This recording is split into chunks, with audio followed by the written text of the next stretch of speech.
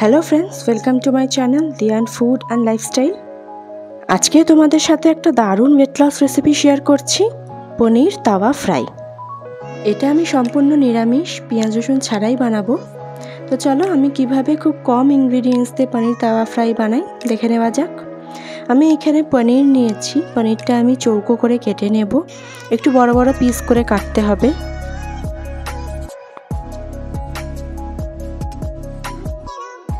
আর এই পনির তাওয়া ফ্রাইটা কিন্তু শুধু মুখেও খেতে ভালো লাগে, আবার রুটি পরোটা এসবের সাথেও খেতে কিন্তু খুব সুন্দর লাগে।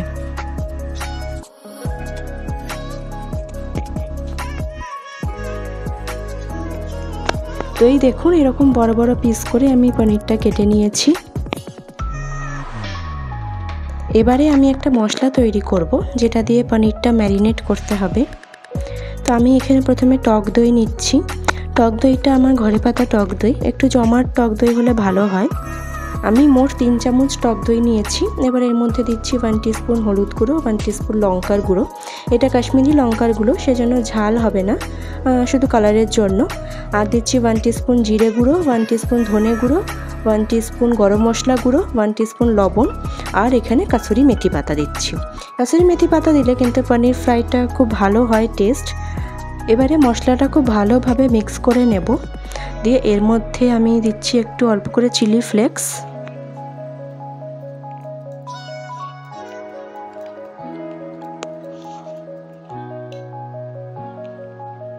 এবার আমি এর মধ্যে পনিরের টুকরোগুলো দিয়ে দেব। পনিরটা মোটামুটি আধ ঘন্টা মতন ম্যারিনেট করতে হবে।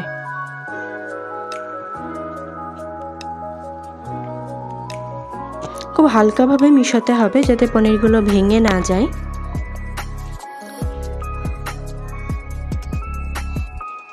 এবারে আমি এর মধ্যে দিচ্ছি অল্প একটু গোলমরিচ গুঁড়ো আর অল্প একটু চাট মশলা। চাট মশলা দিলে একটু টেস্টটা চটপটা হয়, খেতেও খুব ভালোই লাগে। তো এবার ভালোভাবে সব কিছু দিয়ে একটু মিক্স করে নিলাম। দিয়ে আমি এটাকে এবার ঢাকা দিয়ে রেখে দেবো আধ ঘন্টা মতো। আর তোমরা এটা আধ ঘন্টা রেফ্রিজারেটও করতে পারো, তবে এটা আমি বাইরেই রেখেছিলাম। তো আমার আধ ঘন্টা আমি ঢাকা দিয়ে রেখে দিয়েছিলাম। এবার আমি এটাকে ফ্রাই করব। তো ফ্রাই করব আমি ফ্রাইং প্যানে। আর আমি এখানে ইউজ করছি অলিভ অয়েল, যেহেতু আমি এটা ওয়েট লস রেসিপি দেখাচ্ছি সেই জন্য আমি এখানে অলিভ অয়েল ইউজ করেছি।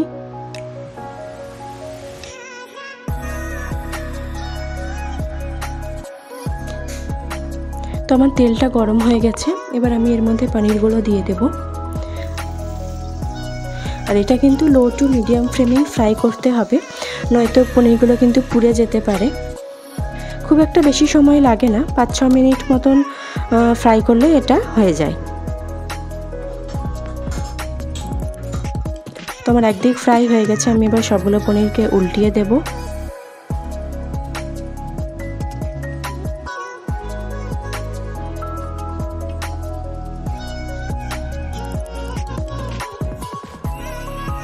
সবগুলো পনির একটু এপিট ওপিট করে লাল করে ভেজে নেব। তো এই দেখুন, আমার মোটামুটি পনিরটা হয়েই এসছে। এবার আমি এটা প্লেটে তুলে নেব। তো ওয়েট লস জার্নিতে ডিনারে যদি এরকম একটা পনির তাওয়া ফ্রাই রেসিপি থাকে তাহলে কিন্তু ওয়েট লস জার্নি একেবারেই বোরিং হয় না।